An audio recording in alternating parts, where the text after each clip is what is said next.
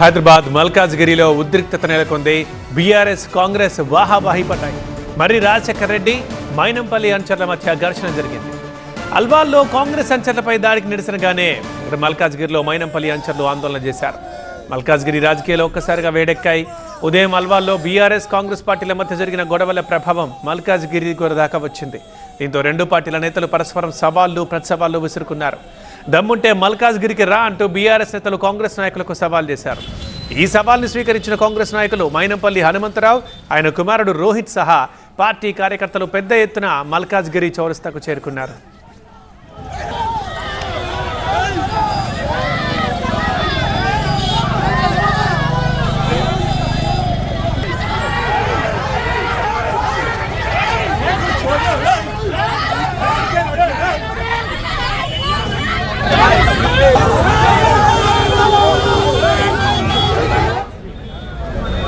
దీంతో పరిస్థితి ఉద్రిక్తంగా మారింది. పోలీసులు భారీగా మోహరించారు. రెండు వర్గాల్ని చెదరగొట్టేందుకు ప్రయత్నించారు. అయినా కాంగ్రెస్ నాయకులు మల్కాజ్గిరిలోని ఆనంద్బాగ్లో ఉన్న తమ పార్టీ కార్యాలయంలో తిష్టవేశారు.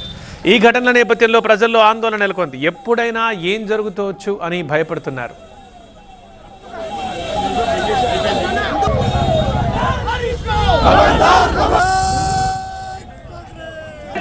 చెక్కుల పంపిణీ కార్యక్రమానికి ఎమ్మెల్యేలు బీర్ల ఐలయ్య, మర్రి రాజశేఖర్ రెడ్డి వచ్చారు. బీఆర్ఎస్ కార్పొరేటర్లకు సీటు కేటాయించకుండా కాంగ్రెస్ నేతలు కూర్చోవడంతో గొడవ మొదలైంది. ప్రోటోకాల్ పాటించకపోవడంపై బీఆర్ఎస్ ఎమ్మెల్యే మర్రి రాజశేఖర్ రెడ్డి ఆందోళనకు దిగారు. స్టేజ్పై బీఆర్ఎస్ కార్పొరేటర్లు కూర్చోవడానికి కుర్చీలు ఏర్పాటు చేయకుండా మాజీ కార్పొరేటర్లకు ఏ విధంగా స్థానం ఇస్తారంటూ కాంగ్రెస్ నేతలు అధికారుల్ని మర్రిని నిలదీశారు. ఈ క్రమంలో కాంగ్రెస్ నేతలు బీఆర్ఎస్ నేతలకు మధ్య వాగ్వాదం జరిగింది. రెండు వర్గాలు దాడులకు కూడా దిగాయి.